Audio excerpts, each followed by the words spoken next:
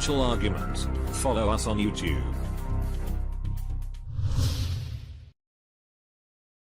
All right, greetings and thank you for joining us at FutureMoneyTrends.com. I'm here with the mercenary geologist. You know, talk about the perfect guy to talk to. It's October 4th. We're going to do a same-day upload, so if you're listening to this, you're likely listening to it today or tomorrow. Gold is down $40, silver's down over $1, and Mickey is known for giving brutal honesty. He's a gold guy. In fact, if you go to goldgeologist.com, you'll find his website. But he also goes by mercenary geologist because he is going to give it to us straight. So no sugarcoating it for us. Mickey Fulp, thank you so much for joining us on the show today. It's always my pleasure to speak with you, Daniel. Mickey, thoughts on the day? Well, it's been a brutal day for gold and the Toronto Venture Exchange. Started on New York Open, and there was massive sell-off of gold, which drove the stop losses, and I think that's exacerbated the situation. When I awoke this morning and checked the Kitco Kcast on my computer, I was quite surprised. Gold was down. By the time I made it into work, was down, I think, about $30, and it's just been brutal. Although I'm looking right now, we've got a $3 uptick. It's now at $12.73.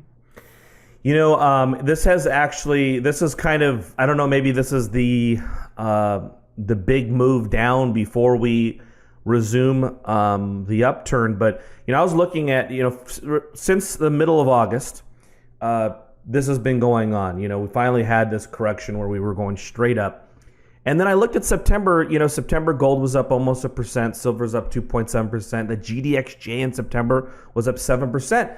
And I looked at that, I'm like, okay, well, maybe, you know, it's the individual stocks I'm looking at. And, you know, maybe the bull market is just fine. It's back to resuming normal operations here. But now here we are again. Now we're, you know, so what, you know, I know a lot of people are searching on the internet and trying to find answers. Now, just so everybody knows, when I asked Mickey this, Mickey's been through several cycles. So this is important. We want to talk to people who've been in this volatile sector that, yes, a ton of money can be made, but it's a ton of volatility, which means this roller coaster ride we're on right now is normal. So Mickey, what are your thoughts? Are we going to be able to resume the bull market, or are we seeing enough damage that we could actually reverse the trend here in 2016? Well, let's put this into perspective, Daniel. First of all, gold is off about 5% since a week ago yesterday. So that doesn't even constitute a correction. And normally in bull markets, there's stepwise upticks. So gold took about, it was range bound between, say, 1305 to 1370 for nearly 3 months. And that did not bode well, especially because, well, there's a couple of things going on, and I revert back to the seasonality of gold. In 21 of the past 21 years, perfect record, the June 1st to June 30th high for gold has been met by a July 1 to August 31st low. So in every year that summer doldrum low has occurred. Concomitantly, in October, in 19 of 21 years, we've hit a high which exceeded the summer doldrums low. So far this year, we haven't hit that October high yet. But if we go on the normal seasonality driven by Indian festival and wedding seasons, we would expect an uptick in physical or in the price of gold, both physical and paper gold. The Toronto Venture Exchange is off 3% today, and what it has been doing over the last, say, month to 5 weeks is it's been very correlative to the price of gold. So the fact that it is off 3% today is not surprising, because it reached the mid 800 level, backed off a little, but has been increasingly range bound at that 810 level plus or minus for the last month or 5 weeks. So where do we go from here? Well, nobody quite knows, but I would not be panicking with this correction. I think it's really been exacerbated by program stop loss selling today. Sure. No, I even saw, several of the newsletters that I follow, the other newsletters, a lot of trailing stops being hit today. So it's just causing even more selling. A few weeks ago, about 2 months ago, actually, I had talked about, a lot of private placement money would be a major headwind in September, October, because, people finance these companies. They had the guts to write checks at, February and March when it was really, still not a confirmed bull market for sure. And then, now they've got the profits they deserve. Overall in the sector, one of the things I'm sensing when I go to conferences or talk to hedge fund managers is that I don't think, in my opinion, it's going to be difficult to stop this train because the money is flowing back into the sector pretty significantly, correct? Well, I think so, and that really came to light to me when I was at the Precious Metals Summit in Beaver Creek, Colorado a couple of weeks ago. The amount of money represented in that venue was astounding. I mean, big funds, hundreds of billions of dollars, if not a couple of $1 trillion institutional managers walking around there. So the smart money is in, but Daniel, your point is very well taken, and we may have talked about this. I've been on this bandwagon for most of the summer, and we last spoke 3 months ago, and we may have talked about this at that time, and that was the amount of paper that was going to become free trading in the early to mid fall, and I think that's coming home to roost in the Toronto Venture Exchange at this point, as reflected in the index. We've got to find buyers for this paper that's coming out from smart money, and we may not have those buyers. So a cautionary note there that this is the incipient beginnings of a bull market, not only in gold, but in all commodities. I mean, lead is the base metal up the greatest percentage this year. Copper has lagged behind, but commodities will have their day, but these incipient bull markets can be a little shaky. This reminds me of 2002 when we had a false start in mid-2002 led by gold, and it took another year to mid-2003 before the sector was off and running again. That's interesting. So still a great time to position yourself. This market obviously down so much from its 2011 highs, but that is good news to see the other metals going up as well, right? Because it's not just gold and silver.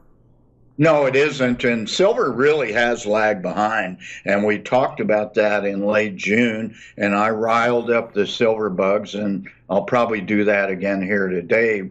But the gold silver ratio, which is an indicator of which metal is overbought or oversold, hit 83 back in the late winter and was well above 80 for a couple of months there.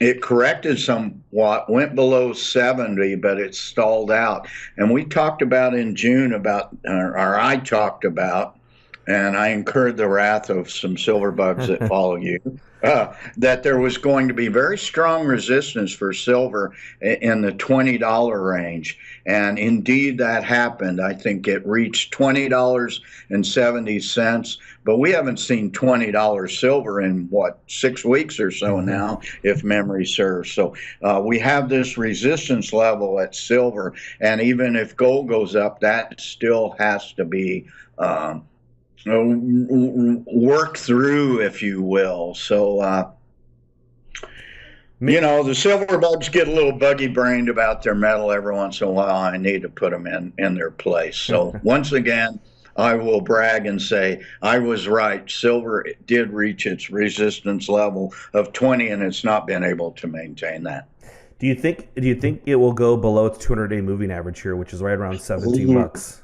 Yeah, that's tough to say. I haven't really looked at silver's 200-day moving average, but I did look at gold this morning, and if I remember correctly, I looked at it very briefly. I think gold's 200-day moving average is about 1255.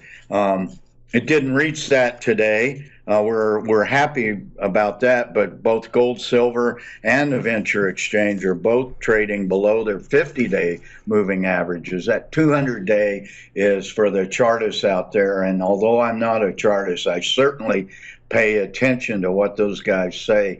If it goes below a 200-day average, any of these things, then resistance to the downside is broken. Mickey, I want to talk to you just a little bit about geopolitics and what's going on around the world with the Deutsche Bank and possibly an Italian, Italy leaving, Greece leaving. But before I do, there is a story that just caught my eye. I'm hoping you saw it too, because I'd love to get your opinion and what your thoughts are. But the San Bernardino City Hall just shut down and evacuated. Now, I don't think like an emergency evacuation, but they basically closed it down because there is some unusual seismic activity happening all throughout California right now. And there are some parts of California and some government officials that are worried that there could be a major earthquake imminent. Have you had a chance to see this story? Well, I saw a story at the end of last week, I think, about the earthquake swarms in the Salton Sea. Now, that's considerable distance from San Bernardino, but on the same fault system. The San Andreas Fault tends to splay out into the Salton Sea, so there's been this swarm of little earthquakes out there. But San Bernardino, Riverside County, is always a place that, well, let me put it this way.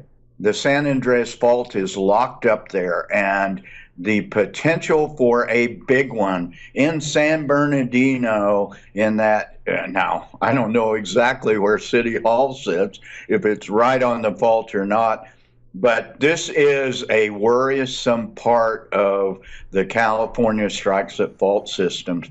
It does not surprise me. Yeah, I was just going to say, just because I know you hadn't read this story specifically, just it is talking exactly to what you're talking about. The Salton Sea, it says, in a rare move, San Bernardino city officials have shut down their city hall for a couple of days until the risk is over. It says the building doesn't meet seismic standards. That's why. Yikes. Well, I don't know how government officials can assess whether when the danger or the risk is over until we have a big earthquake there and the fault unlocks. That's when you know it's over, is when it happens. But this is next to maybe the San Francisco area, maybe exceeding the immediate San Francisco Bay Area. The potential for a giant earthquake is right in that part of the world, right in Riverside County. So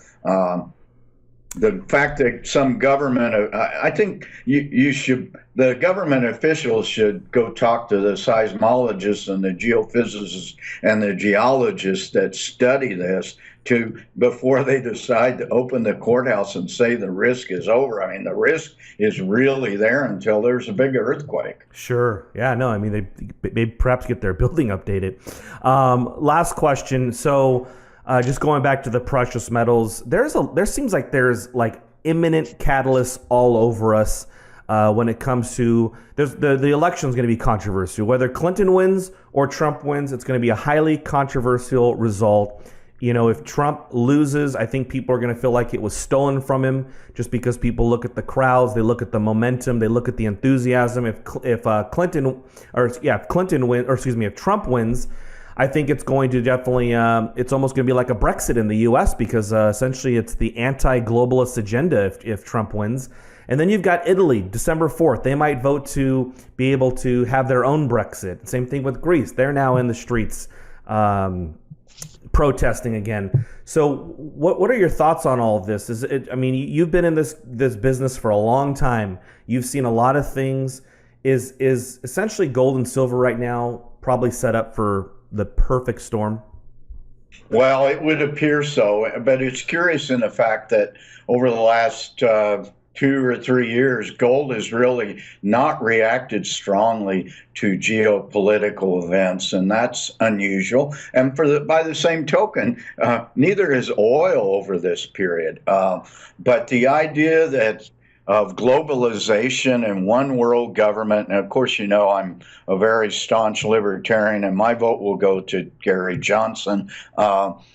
It appears to me that countries are becoming more nationalistic worldwide, and I actually welcome that. And I welcome that not only the fact that I'm a strong proponent of individual rights and smaller governments, but also by the fact that I hold a lot of physical gold in my physical possession, and certainly the willy-nilly printing a keyboard creation of fiat currencies is good for gold, and the geopolitical turmoil that we are currently witnessing and nationalism, I think, is good for gold. Mickey Fulp, the goldgeologist.com or mercenarygeologist.com. Check him out, subscribe, and certainly the next conference you're at, I'm sure you'll see Mickey speaking, so go up to him and say hello. Mickey Fulp, thank you so much for your time. Hey, thanks, Daniel. Always my pleasure.